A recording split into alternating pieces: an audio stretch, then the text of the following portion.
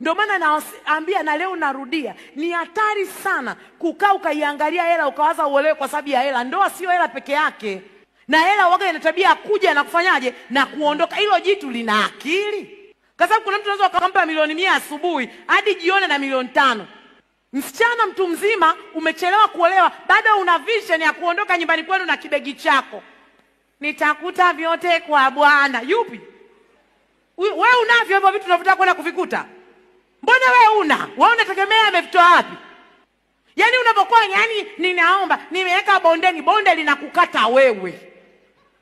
Yaani yeye kavitoa wapi? Kwa sababu yeye pia ni mtu kama wewe, anafanya kazi kama wewe, anapambana kama wewe.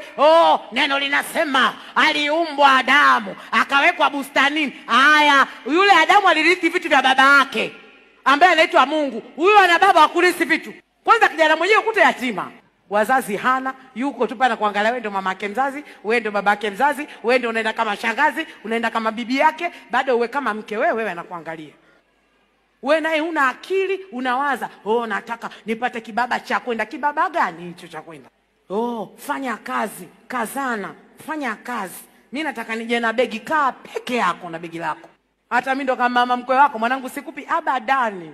Sikupi kwa sababu wewe una akili hata moja wewe. Kwa hiyo ndani unataka kwenda kufanyaje? Kupika kitu gani ambacho kukipeleka? Unaenda kwa nani hivyo? Umebeba kipochi cha Gucci fake. Maana hela original yenyewe huna, hela ya wigi huna chochote. Na wewe uko kwenye ligi